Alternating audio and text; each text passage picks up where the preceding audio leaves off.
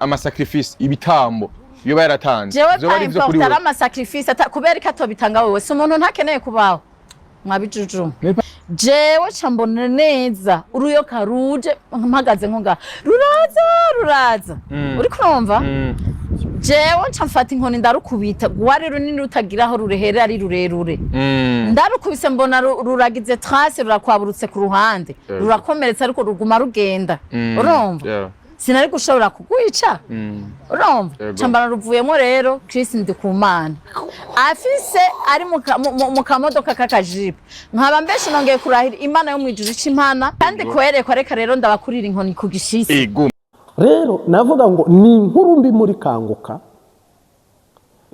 itabwa muri yombi cyangwa ifungwa cyangwa ifatwa rya ChrisNDIKUMANA niwe nyirabayazana niwe nyirakazihamagara inkubisi ya cyane ni gute ukoresha igikorane hagapfa abantu 8 ChrisNDIKUMANA guharanira uburenganzira bwa muntu yacecekeshejwe n'iki ko atavuze Gabriel Rukiri ko atavuze Everest ndayishimiye ko atavuze ntimurangiza mufunga umuntu yenda munamuhoye ubusa ndashimiye ko atavuze kandi yaratowe ngo nabene gihugu 100% itangaza makuru y'u Burundi kuki habuze n'ikinyamakuru na kimwe cyakegera ababuze ngo muremeshe abakunzi bakanguka muri Afrika muri East Africa ku mugabane w'Uburayi ku mugabane wa Amerika simwe mwavuze ngo abavuye aha ubu noneho indi nkuru igiye gusubira inyuma mukamamaza nuko nanone wari uhagarariye icyo gikorwa ChrisNDIKUMANA afunzwe cyangwa se ashobora no kwicwa kandi ni inkuru mbi ku gihugu cy'u Burundi umuntu akibaza ngo eske abapfuye nuko atarabo mu mugambwe CNDD-FDD niyo mpamvu CNDD-FDD yacecetse sibiswi by'inkona sabakenyera rugamba simbonera kure ubwo abapfuye nabavuye muri Red Tabara baza mu gikorane bapfiramo guverinoma iricecekera nabene gihugu b'u Burundi cyangwa bahapfiriye n'abanyarwanda cyangwa bahapfiriye wasanga ari abakisasa cyangwa Brazzaville cyangwa Irandani ariko randa aho Burayi na Amerika reka mbishyire ku ruhande umuntu wabapfuye mwabisobanura bo ngira ngo bari yabo ntibapshinwaho ibyo bintu by'imikino byuko abantu 8 bapfa ngo ni bisanzwe tugahita tuvuga ngo tugire Kristo abandi bati naganze mpamya ko ibyo tutabishyira ku Burayi na Amerika koko ipfuza abantu 8 ibisi iragwa induru zikavuga ibara ryaguye abantu bakandika kuri Egisatipore turaremesheje igikorane kibe ku manywa cyongere kibe ku yandi manwa hapfa abantu nk'aba abantu bose bacecekere rimwe baruce barumire ahubwo bafunga umuntu muri abagambanyi muri abica ese abapfuye niba atari ibitambo abapfuye niba umwe nuwo mu Kamesa harimo nuwo mu Kanyosha sava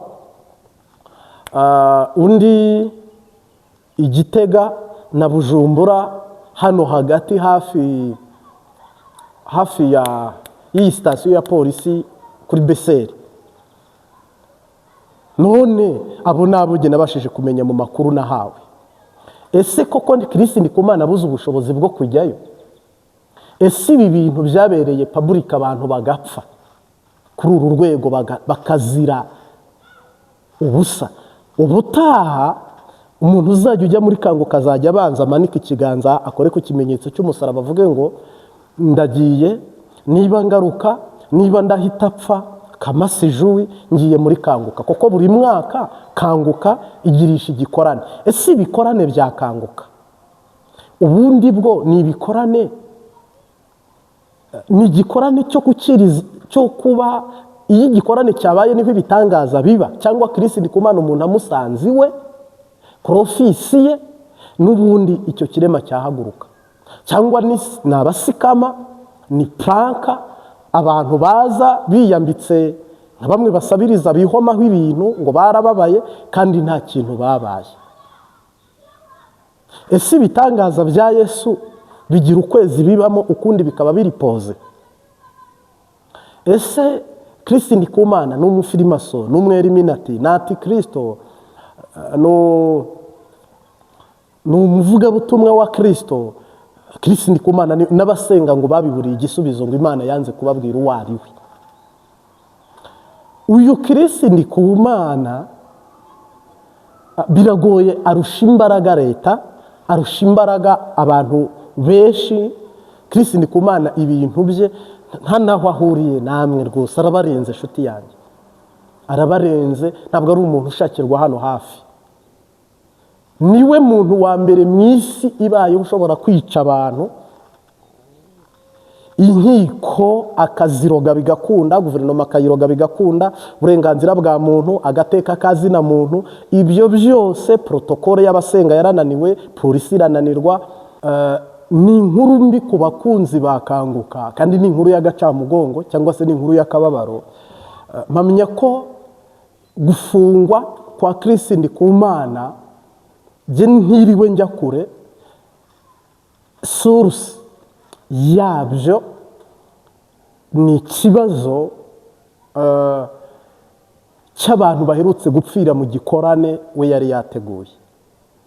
ChrisNDIKUMANA iki gikorane cyitwa Kanguka, mpamya ko gisizemo abantu shoke, caricatrice. Ubutaha kuko umwaka utaha ubu nanone abaye ahema cyakongera kikaba mbo. Ubutaha ubu uzajya kubona ubona umuntu ugiye kujya mu gikorane cyitwa Kanguka abanje gusezera umugore n'abana, cyangwa se asezeye umugabo n'abana, cyangwa se abana basezeye ababyeyi, babwira ati hari igihe ntari bugaruke, ngiye ku icuniro, ngiye ku ipfiro, ngiye igorigota, aho shitani abambira abantu biwe bigizanye banijyanye babikunze banabishaka. Birababaje, ntabwo ChrisNDIKUMANA ari we ugize amakoraniro y'abantu benshi kurusha abandi, ariko si na hano hapfiriye abantu gusa, ariko hano mu Burundi byabaye agahomamunwa, byabaye ibara. Urumva gupfusha abantu barenga 8 bagapfira rimwe. Mpamya ko n'ibyo bitangaza abantu bavuga tudahendanye, harimo n'abantu bambajije ndakigarukaho ngo ngiye ngo ndi kuruhe ruhande, ngo ndemeza ko ChrisNDIKUMANA ngo ari umufirimaso, umweriminati, antikristo, umusataniste. Ndaza kukubwira jya uruhande mperereyeho cyangwa urwo ndiho. Ariko tugarutse, ChrisNDIKUMANA ni muntu ki? Koko n'abamusengera benshi barambwira ngo ntahishurirwa rya ChrisNDIKUMANA Imana ibaha, ngo bararondeza barashakisha ngo akunabari. ChrisNDIKUMANA barenzeho mwese, imbaraga akoresha abarenzeho. N'igihugu cy'u Burundi akirusha power, akirusha imbaraga. Guverinoma yose ya CNDD-FDD nta muntu wavuga ChrisNDIKUMANA. Wamuvuga ute se? Washingira he? Ushyigikiwe wagira ijambo, uhagarikiwe wakavoma. ChrisNDIKUMANA ararenze. No kuvuga ngo nta gihugu icyo ari cyo cyose, ubone na Kongo, ari Kongo ihora mu ngwano igira abapfa nk'impene cyambo cya Neva, ntabwo wakica umuntu umwe, 2, 3, 4, 5, 6, 7, 8 leta yemera. Kandi inshuti yanjye, leta irinze itangaza 8 twese turabizi, mbogisi ibyo mwanyandikiye benshi murabizi, nawe amakuru ufite nawe urayazi. Leta irinze itangaza abantu 8, abantu baba bahahereye. Umwe witwa Shimamanda Moses niwe bivuze ngo hapfuye 40, ntabyo nahagazeho, nabo 8 ntabo nahagazeho. Ariko na nyir'ubwite ko abyivugira ko abantu 8 bacikanye, nibara nagahomamunwa. Ntabwo rero abantu 8 bashobora gupfa ngo ubone iyo dosiye bayiriye nk'uko tujya Jojo, bayiriye nk'imbombo. Iyo dosiye barayegeranyije nk'agakaratasi karangije manda, ukandugata muri puberi, nagatike kabisi wari wakatishije urangije ujugunya ahantu. Ibintu bisanzwe biri sipo, koko nk'abafana bo bavuga bati mu bihumbi 300 byari biri kuri stade, muri stade yo mu Kamenge, abo ni bakeya ati hagombaga gupfa benshi. Ariko ubivuga ntabwo ari we wapfuye cyangwa abe cyangwa uwe, s'il vous plaît, n'abantu bari bahagurukijwe no kujya gushaka ibitangaza. Ni nayo mpamvu Yesu ntashobora kujyana nawe wahagurutse muri uriya rwego. umuntu ahagurutswa no kumenya Imana, umuntu ahagurutswa no gushaka Imana, umuntu ahagurutswa no kwiyunguraho ubumenyi mu bya Kristo. Iyo uhagurukijwe mu rugendo rwawe no kureba ibitangaza uzapfa utanabibonye cyane rwose.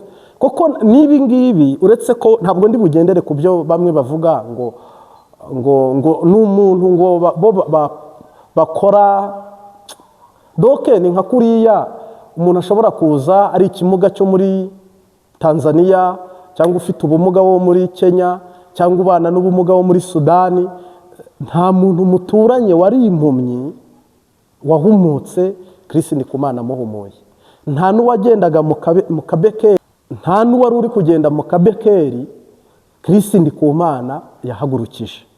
Nta n'ikiragi ChrisNDIKUMANA yakije. Ntabwo ibitangaza rero bya ChrisNDIKUMANA biba ku gihe cy'igikorane cya kanguka. Niba rero ibyo bitangaza biba mu gihe cy'umwaka rimwe, ibyo si ibitangaza byaba ari ibya ChrisNDIKUMANA ubwe, haba hari undi muntu uri kumukoresha. Niba ari ibitangaza by'Imana ubundi byakabaye buri munsi, byakabaye buri ndwi, na twebwe twakagiyeyo n'Uburundi bwagatabawe. Ese koko ChrisNDIKUMANA afite ukuboko kw'ibitangaza biva ku Mana? Ese koko ChrisNDIKUMANA ni uwahagurukijwe n'Imana? Ese koko ChrisNDIKUMANA afite aho ahuriye n'imiryango yegamiye kuri shitani igendana n'abadayimoni? Ese koko ChrisNDIKUMANA yitwikiriye uruhu rwa shitani akaba ari gutamba abarundi kw'ibitambo buke buke buke buke buke buke kugeza bahereye mu ngwano batazi ikipe ikina n'indi, twe tukajya tugenda mu gikorane cya kanguka tugapfa, bandi bakitabira bagapfa. Harimo ababaye dese ko badashobora kuzajya muri iki gikorane kubera ubwoba bwo kuza gupfa. Bamwe bati abapfuye n'abarwaye imitima, abandi bati abapfuye n'abari bafite peritasi y'ukuntu, n'abari basanganwe ibibazo by'umubiri mu buryo kidapanze cyangwa bidahagaze neza. ChrisNDIKUMANA kubera icyo ari mu gacerere, kubera iki guverinoma ye iri mu gacerere y'u Burundi? Ese iyi miryango yabuze kuki bayicecekesheje? Kuki bayambuye ijambo? Kuki bayirwanyije? Kuki izi famiye? Mu Burundi hari itangazamakuru ryinshi, nakanguka n'itangazamakuru. Kubera iki ChrisNDIKUMANA arinda atabwa muri yombi cyangwa agafatwa cyangwa akicwa cyangwa akagandagurwa habuze umuntu n'umwe wasura ababuza ababo? Harimo imbaraga za shitani ziremereye kuruta izindi mbaraga zose. Koko uko umwicanyi ni shitani, ariko n'utuma abantu batabona ubwigenge, demokarasi, amahoro n'ituze n'amahwemo ni shitani. N'umuntu watuma ivugabutumwa riba mu mwiza aho kuba mu mucyo ni shitani. Ese abantu bapfuye wibaza ko ari Nigeria habuze deparasoma ijyayo, n'abakongomani habuze deparasoma ijya Kisasa, n'abakongo Brazzaville habuze deparasoma ijya Kisasa? Abantu bapfuye ni Abarundi muri Bujumbura, muri Gitega, muri Mwaro, ndetse harimo no ku Musaga, mu Ruziba. Niba abapfuye ari Cibitoki, hano hantu hakabaye hari umucyo. Itangazamakuru nicyo ribereyeho, aho kugira ngo umukozi w'Imana bamucafuze, aho kugira ngo igihugu bagicafuze, aho kugira ngo n'undi wari kuzaza gukoresha kampeni nini mu ndirimbo z'Imana cyangwa se mu ivugabutumwa nka ririya, security bure, protokole y'igipolisi inanirwe, protokole yo gusenga inanirwe, abantu babe benshi babure uburyo bashobora gukotororwa kugeza abantu bashizemo impempu bapfe bihere, na nyuma yo gupfa habura urukundo ku basigaye, birangirire ku munwa gusa.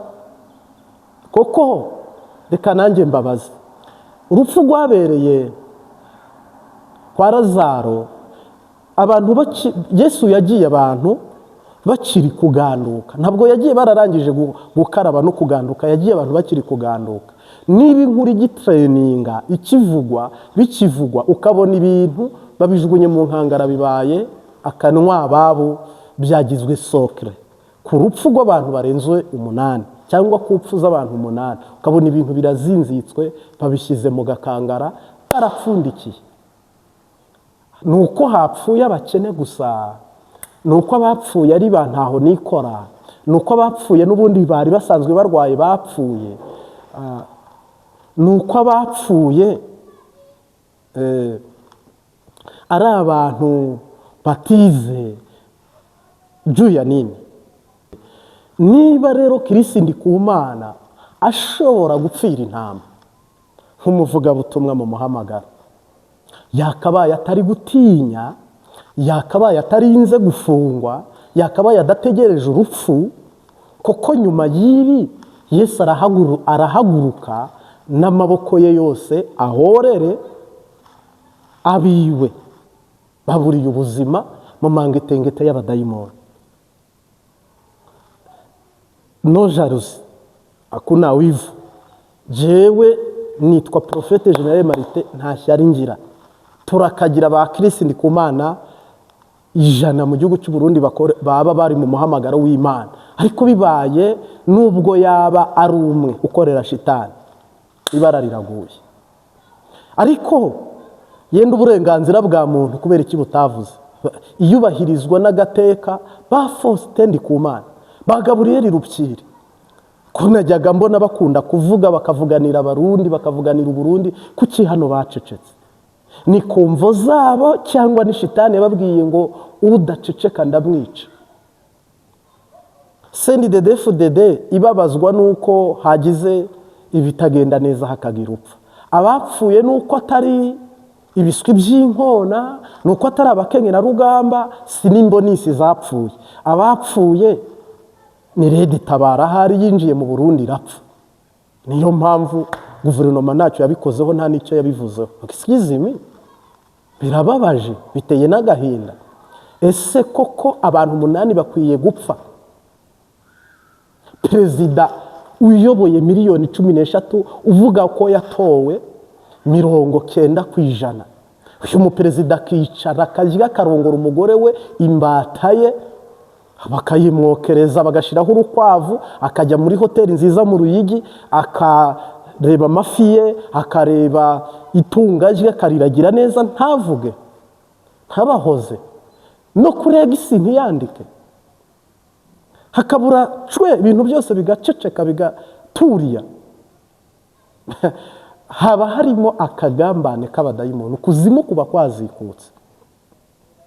Nyirubwite wese nk'umuvugabutumwa yasuye nde? Nirihe? ChrisNDIKUMANA namubonye ku Isimbi kuri Zaburishya. Ibi ni ibinyamakuru byo mu Rwanda. ChrisNDIKUMANA mu Burundi naho hari ibindi binyamakuru byamugirishije interview. ChrisNDIKUMANA abantu benshi baramuzi nabambaye ahaga mbona bavuga cyane iby'Imurenge. Shuti yanjye, niba koko dukunda ChrisNDIKUMANA tugakunda kanguka, ibyo byose tukabikora mu nyungu z'ubugingo n'agakiza Imana yahaye abari mu isi, kugira ngo wizera Kristo adacibwaho iteka ahubwo ahabwe ubugingo buhoraho. Dukoze iki?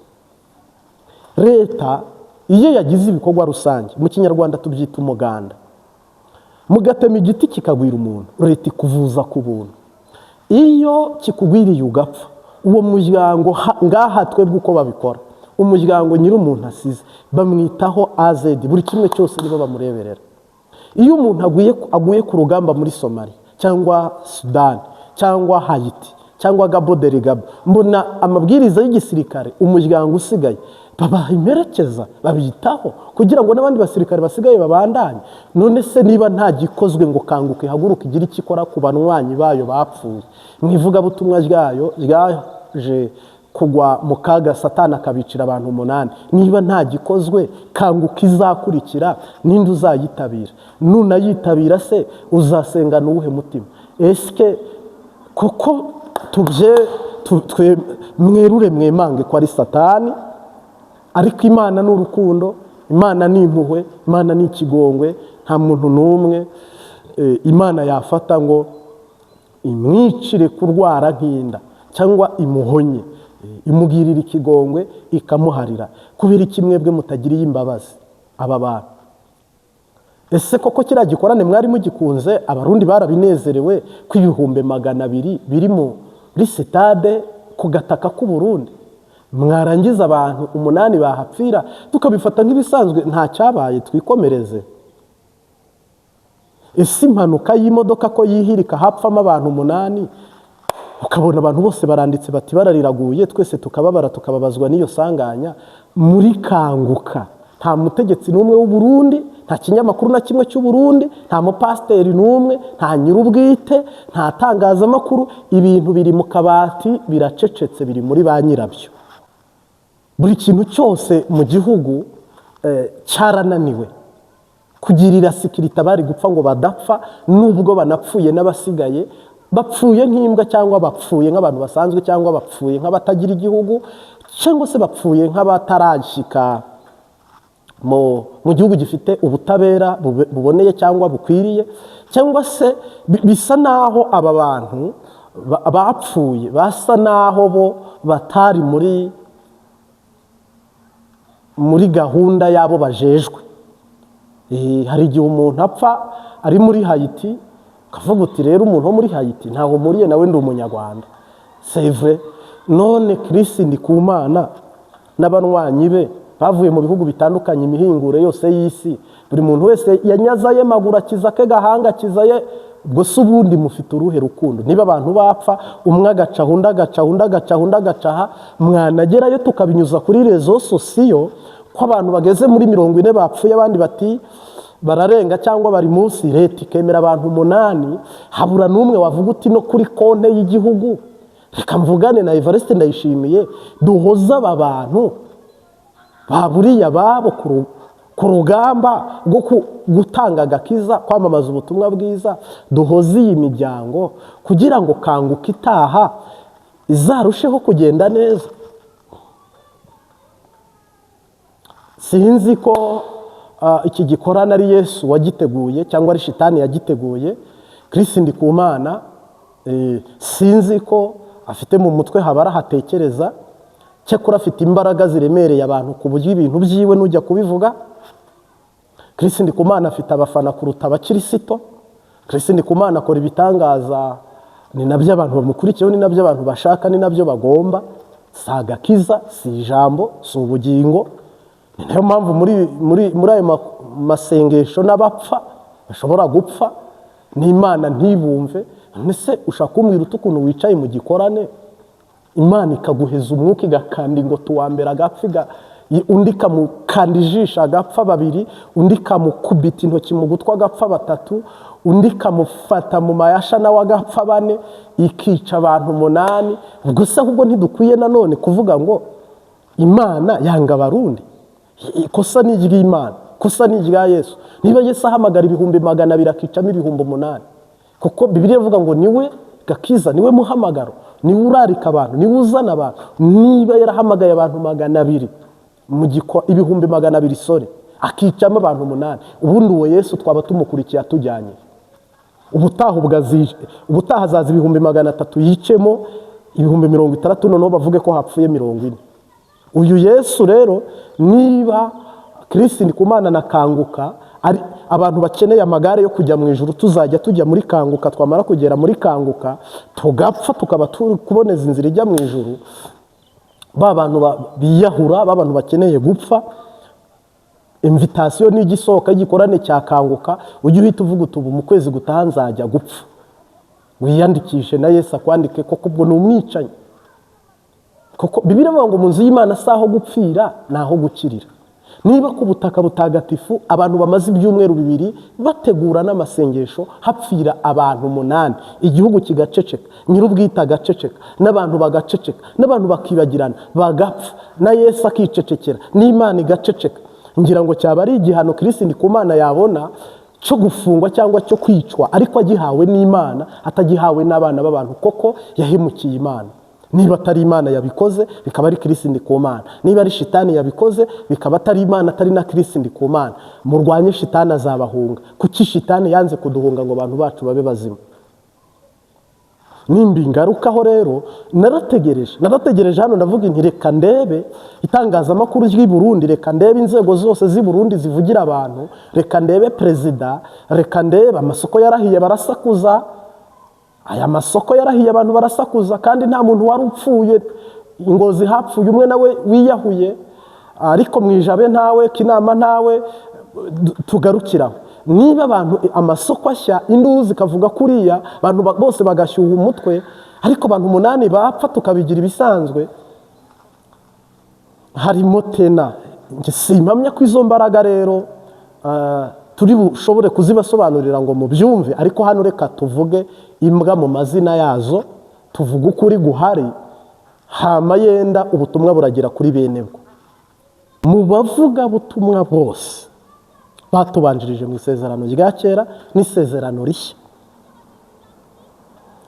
n'uwagerageje gupfa aho Pawulo yari ari kuvuga ubutumwa witwaga Buturu, yahagaze mu idirishya, abantu babaye benshi ngo ajya mu idirishya arasinzira arahubuka yikubita hasi, kandi gusinzira ni n'icyaha. Bibiri ivuga ngo umuvuga butumwa yaramanutse amurambika ibiganza aramuzura, kugira ngo igikorwa cy'Imana kitagibwaho agasembwa, kitagaragara nabi.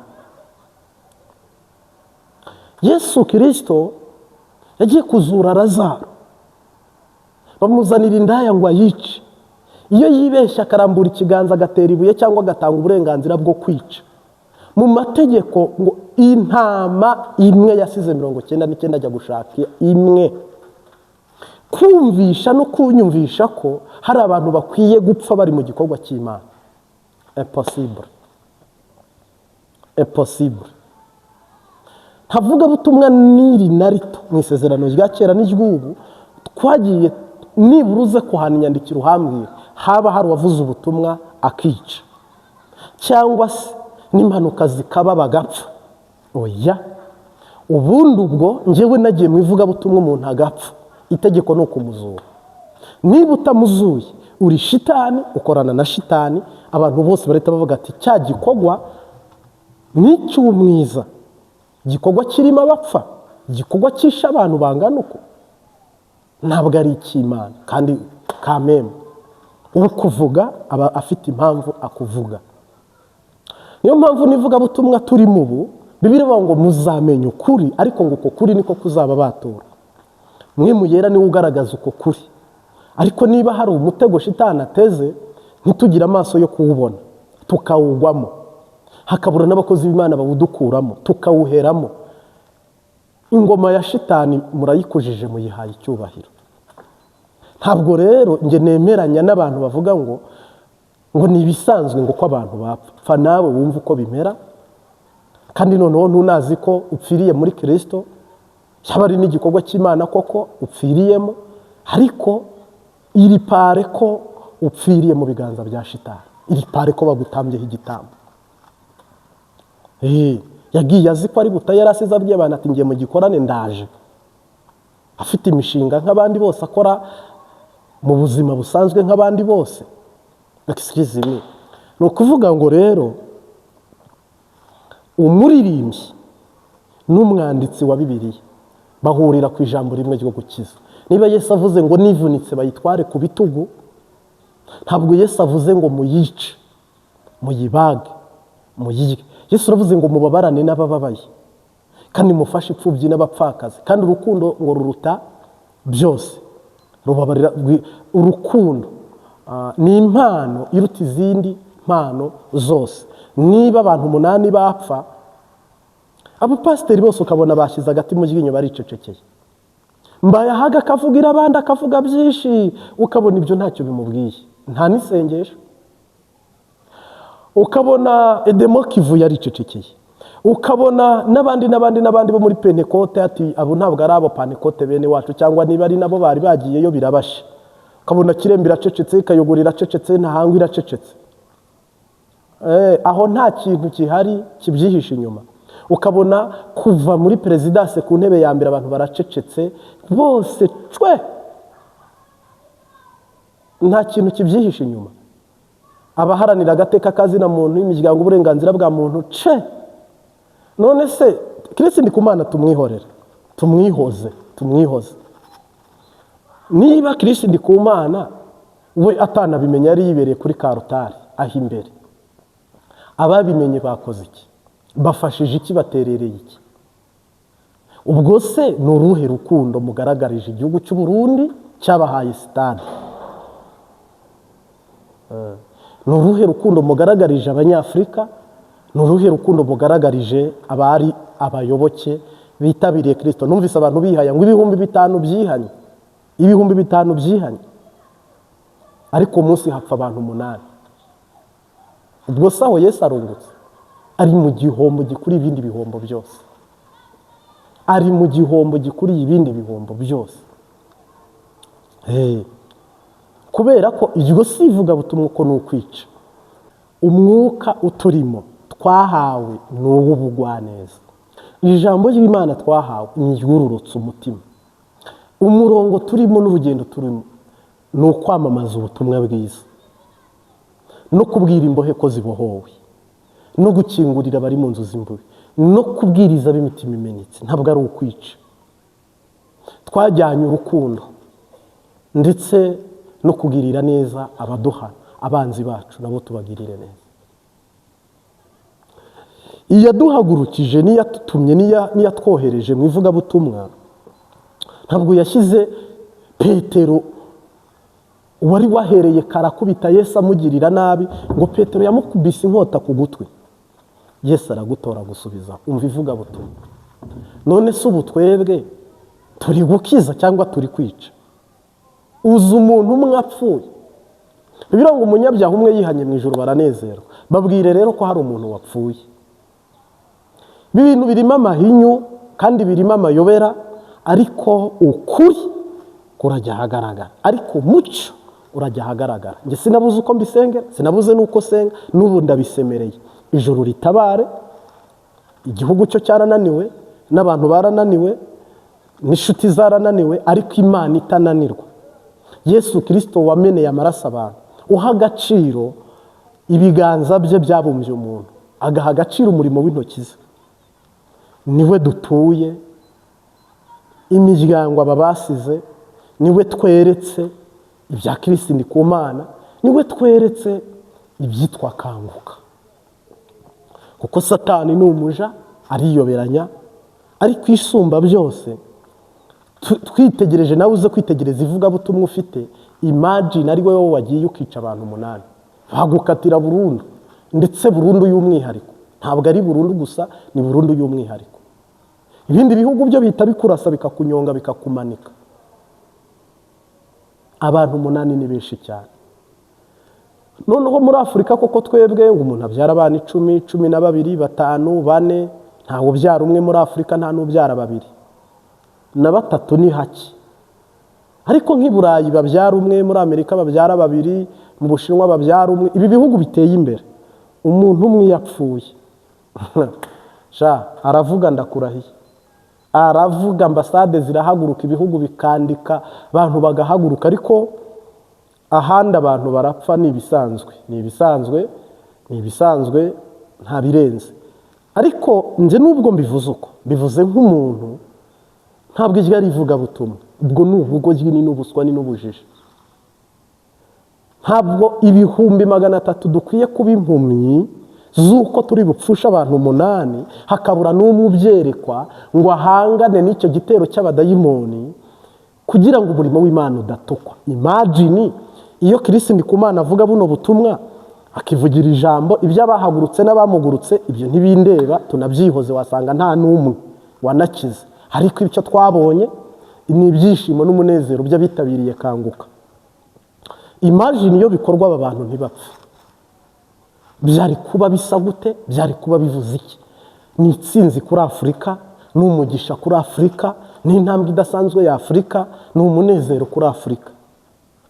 Ariko urabwira umuntu uti tufite umuvugabutumwa ukomeye, ati wa wundi wica abantu, ati dufite umuvugabutumwa ujya uhamagara igikorane kikitabirwa n'ibihumbi 200, ati hahandi bajya batamba ibitambo abantu batari bake bakahasiga ubuzima. Ati niba ushaka kumbwira uti hari umuntu ushaka kuguhuza nawe akajya gusengera, ati wa wundi bivugwa ko ajya atambaho ibitamba abantu buri mwaka ubu ngubu 2026 ati hapfuye aba, akakubarira aho yagiye azenguruka hose abapfuye n'abakomeretse ibintu nk'ibyo, aho ntusubiza uramanjirwa. Utoya ati wasanga atari byo. Ibyo bintu rero nyirabyo ko adashoboye kubishyiraho umucyo ngo akinge, ubundi ubwo iryo vuga butumwa ChrisNDIKUMANA ndi we narihagarika, niyo kanguka nayihagarika. Senze ku wa mbere umuntu agapfa nkasenga, ku wa kabiri undi agapfa nkasenga, ubwo se sinkwiye guhagarika gusenga? Niba mpamagara igiterane hagapfa 3, nahamagara ikindi hagapfa 4, nahamagara ikindi hagapfa 50, ubwo ngiye nkwiye kongera guhamagaza igikorane? Yesu atarakemura icyo kibazo.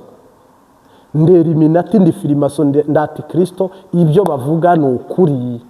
Niba nta mwanzuro Yesu yafata, ntawo leta yafata, nanjye nyir'ubwite nyir'igitaramo ntawo nafata. C'est fini.